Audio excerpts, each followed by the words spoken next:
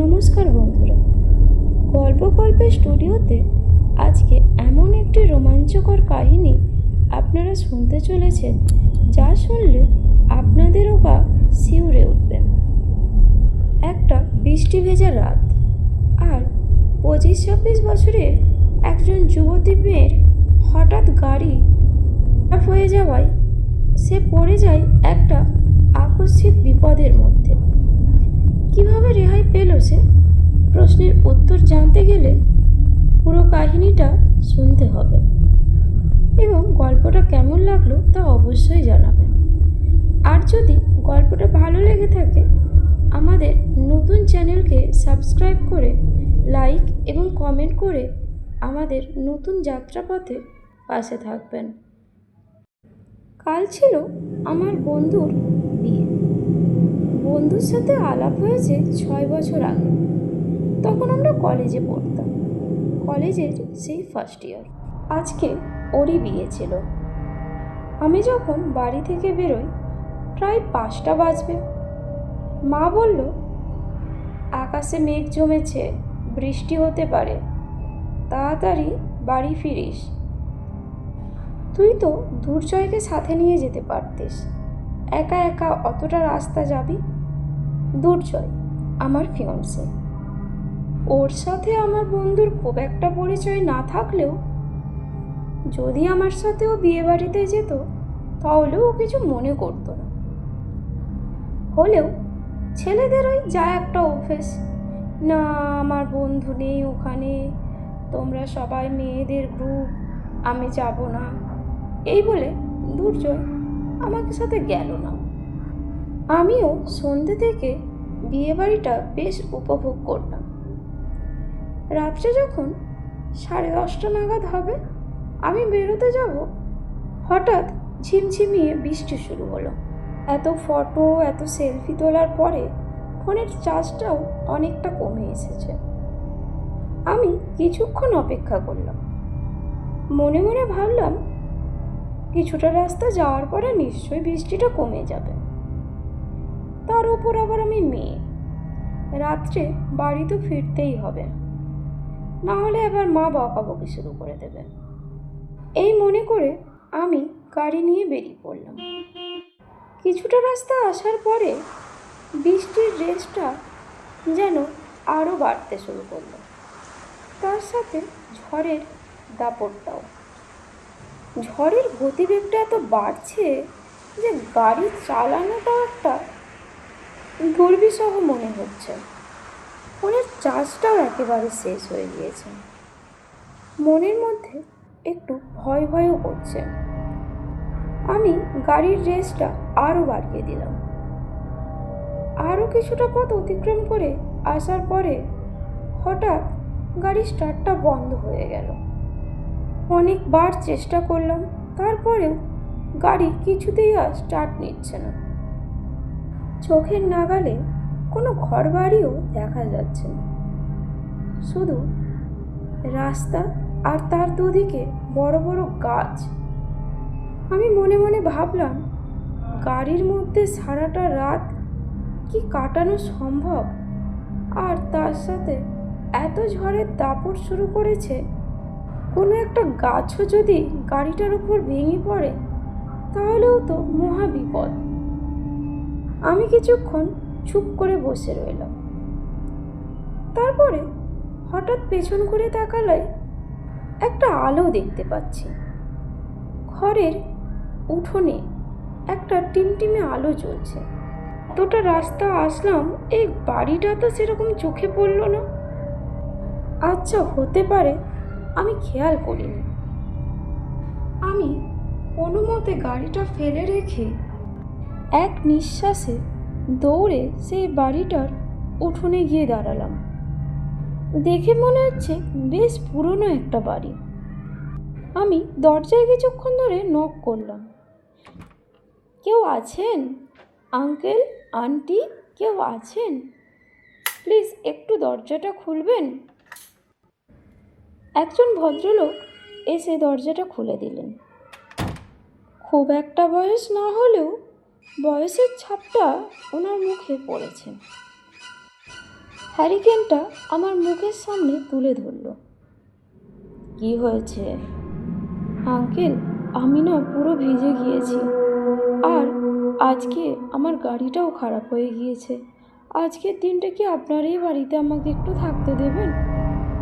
একজন ভদ্রমহিলা ঘরের ভেতর থেকে, এসো মা, এসো, ভেতরে এসো। আমিও মনে একটা সাহস পেলাম। আচ্ছা, তার মানে এখানে মহিলাও আছেন। এ কি, তুমি তো একদম ভিজে গিয়েছো। আচ্ছা দাঁড়াও। এই বলে উনি বাড়ির ভেতর থেকে আমাকে একটা লাল রঙের শাড়ি এনে দিল। এটা পরে নাও মা, তোমার গা থেকে টপ টপ করে জল পড়ছে। এটা পরে নাও, শরীরটা ভালো লাগবে। এই বলে আমার হাত ধরে উনি আমাকে ওপরের ঘরে নিয়ে গেল। ঘরটা বেশ সাজানো গোছানো। ফোনে এক বিন্দুও চার্জ নেই যে আমি দুর্জয়কে ফোন করে বলবো আমি আজকে বাড়ি ফিরতে পারছি না, মাও অপেক্ষা করছেন। এই সব মনে ভাবতে ভাবতে আমি আমার ভিজে কাপড়টা ছেড়ে ওই লাল রঙের শাড়িটা পরে নিলাম। আমার মাথায় তখনও বিয়েবাড়ির সেই বেলা ফুলের মালাটা চুলের মধ্যে আটা আছে। হ্যারিকেনের আলোতে আমি আয়নার দিকটায় তাকিয়ে দেখলাম আমাকে যেন নববধূর মতো দেখতে লাগছে। আর কোনো কিছু না ভেবেই আমি বিছানাটায় এসে বসলাম আর জানালা দিয়ে দেখতে থাকছি কখন ভোরের আলো ফুটবে। ঝড়ের রেশটাও যেন আরও তীব্র বেগে বয়ে চলেছে, তার সাথে বিদ্যুতের ঝলকানা। এই ভাবতে ভাবতে দরজায় দেখলাম একটা টোকা মারল। আসছি আন্টি। দরজার ছিটকিনিটা খুলতে দেখলাম ওই ভদ্রলোক দাঁড়িয়ে আছে, হাতে একটা দুধের গ্লাস আর তার সাথে কিছু মিষ্টি। তোমার আন্টি শুয়ে পড়েছে, তুমি এই দুধ আর মিষ্টিটা রাত্রে খেয়ে নিও। এই বৃষ্টিতে ভিজে এসেছো, একটু ভালো লাগবে, শুয়ে পড়ো। উনি কেমন যেন একটা কড়া গলায় আমাকে বলে গেল। আঙ্কেল, এই ঘরে কি কোনো ঘড়ি নেই? আমাকে একটু বলবেন কটা বাজছে? রাত 11:52।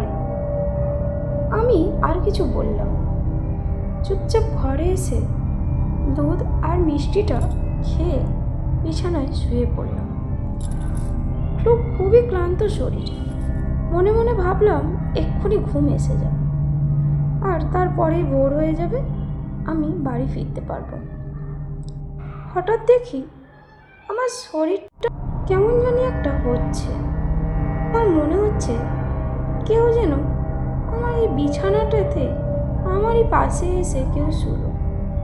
কেমন যেন একটা অদ্ভুত অস্বস্তি লাগছে আমার। বিছানার উপরে উঠে বসতে যাব, দেখছি আমার শরীরটা আর বিছানা থেকে নড়ছে না। আমার মনে হচ্ছে কেউ যেন আমার হাতের ওপর হাত রাখছে আর আমাকে চেপে ধরে রয়েছে। সে যেন আমাকে বিছানার থেকে উঠতেই দিচ্ছে না। আমি এদিক ওদিক ছটফট করতে রাখছি, চিৎকার করতে যাব, আমার মনে হচ্ছে মুখটা কেউ চেপে ধরে রয়েছে। হঠাৎ একটা বিদ্যুতের ঝলকানি, আর দরজাটা যেন কেউ জোর করে খুলে দিল। সুমি, কি হয়েছে তোমার? সুমি, দুর্জয়, এসেছো তুমি? তুমি এখানে কিভাবে এসে পৌঁছেছো? তুমি কিভাবে এখানে আসলে? আমাকে মামনি ফোন করেছিল, তুমি এখনো বাড়ি ফেরোনি দেখে সে অনেক টেনশন করছে, তাই তো আমি বাইক নিয়ে বেরিয়ে পড়লাম তোমাকে খোঁজার জন্য। দুর্জয় রেনকোট পরে আছে, তারপরেও যেন তার গা থেকে টপ টপ করে জল ঝরে পড়ছে। তুমি আগে বলো, তুমি এই বাড়িতে কেন এসেছো? মানে কি হয়েছে? আমার গাড়ি খারাপ হয়ে গিয়েছে, তাই তো আমি এই বাড়িতে এসে পৌঁছেছি। সুমি, উঠে বসো, উঠে বসো। তুমি কি জানো এই বাড়ির ইতিহাস? ইতিহাস? হ্যাঁ, ইতিহাস। এই বাড়িটা কোনো সাধারণ বাড়ি নয়। এই বাড়িটাতে 9 বছর আগে একটা ভয়ঙ্কর ঘটনা ঘটেছিল। ভয়ঙ্কর ঘটনা? দুর্জয়, আমাকে বলো কি ঘটনা ঘটেছে। দুর্জয় আমাকে বিছানা থেকে তুলে সোফায় এনে বসালো। সোফাটা কেমন যেন খুব নোংরা। আমার মাথা থেকে ফুলের মালাটা টেনে ছিঁড়ে দিল। এই বাড়িতে 9 বছর আগে খুব ধুমধাম করে বিয়ে বাড়ি হচ্ছিল, আর এই ঘরটা ছিল নবদম্পতির বাসর ঘর। আর সেই দিনও এই রকম প্রবল ঝড় বৃষ্টি শুরু হয়েছিল। আর সুসজ্জিত ঘরে অনেক মোমবাতি দিয়ে সাজিয়েছিল। আর সেখান থেকেই হাওয়ার দাপটে একটা মোমবাতি পড়ে গিয়ে পুরো বাড়িটাতেই আগুন জ্বলে যায়। পুড়ে ছাই হয়ে গিয়েছে সমস্ত কিছু। নবদম্পতির আশা, স্বপ্ন, সব কিছু তছনছ হয়ে গিয়েছে। এটা এখন পুরনো পরিত্যক্ত একটা বাড়ি। চলো চলো, এরপরে যা কথা হবে এই বাড়ির বাইরে কথা হবে। এই বলে দুর্জয় আমাকে হাতটা ধরে টানতে টানতে ওপর থেকে নিচে নিয়ে এসে ওর বাইকে বসিয়ে আমাকে আমার ঘর অবধি নিয়ে চলে আসলো। তখন ঝড় বৃষ্টি হচ্ছে না। আমি ওর বাইকে বসে দিব্যি বাড়ি পৌঁছে গেলাম। দরজায় টিং টিং করে আওয়াজ হলো। মা দরজাটা খোলো। সুমি, এতক্ষণ কোথায় ছিলিস? জানিস না তোর জন্য আমাদের কত চিন্তা হয়। মামনি, আজকে আর ওকে কিছু বলো না। ওকে আজকে রেস্ট নিতে দাও। আর ও যে শাড়িটা পরে আছে এটা কিন্তু ঘরের মধ্যে রাখবে না। যাও সুমি, শাড়িটা চেঞ্জ করে আসো। দুর্জয়, আমার জন্য প্লিজ একটু ওয়েট করবে? আজকে আমাকে তোমার কাছে রাখবে? তুমি থাকো না আজকের দিনটা প্লিজ। দুর্জয় মামনির দিকে তাকিয়ে আছে। মাও বলল, আচ্ছা দুর্জয়, এই রাত্রে আর বাড়ি ফিরো না, আজকে তুমি এখানেই থেকে যাও।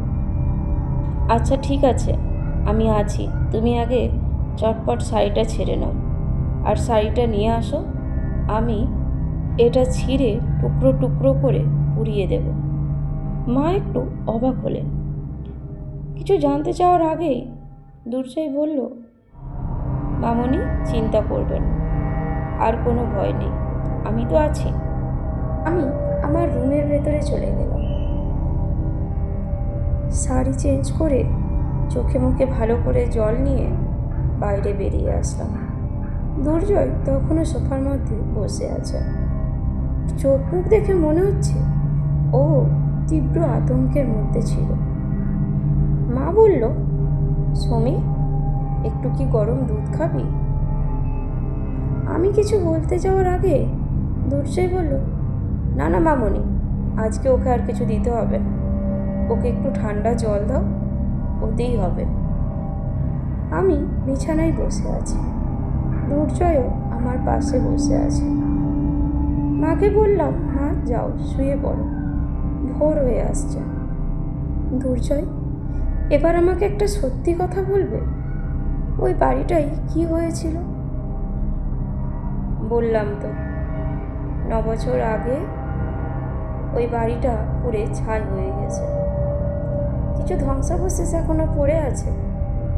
তবে লোকমুখে শোনা যায় এখনও নাকি ওই নবদম্পতির ছায়া মাঝে মাঝে দেখা যায়। যদি আবার রাত একটু গভীর হয় আর ওই সময় যদি ওই বাড়ির পাশ দিয়ে কোনো 25-26 বছরের যুবতী মেয়ে বা 27-28 বছরের কোনো যুবতী ছেলে যদি পাশ দিয়ে যাতায়াত করে, তখনই তাদেরকে ওনারা দেখা দেন। ওদের অসমাপ্ত কাজ সমাপ্ত করতে চায়। আমি দুর্জয়কে আর কিছুই বললাম না। আমি আর কিছু বললাম না। দুর্জয় বলল, নাও তুমি এবার একটু সও তো দেখি, রেস্ট নাও, আমি মাথায় হাত বুলিয়ে দিচ্ছি। ও মাথায় হাত বুলোতে বুলোতে কখন যে আমার ঘুম এসে গেছে আমি টেরও পেলাম না। যখন চোখ খুললাম তখন দিনের আলো ফুটে উঠেছে। দেখলাম দুর্জয় আমারই বিছানার পাশে মাথা নুইয়ে ঘুমিয়ে পড়েছে। ও খুব ক্লান্ত। গল্পটি কেমন লাগলো অবশ্যই জানাবেন। ভালো লাগলে লাইক, শেয়ার এবং সাবস্ক্রাইব করে আমাদের নতুন যাত্রাপথের পাশে থাকবেন।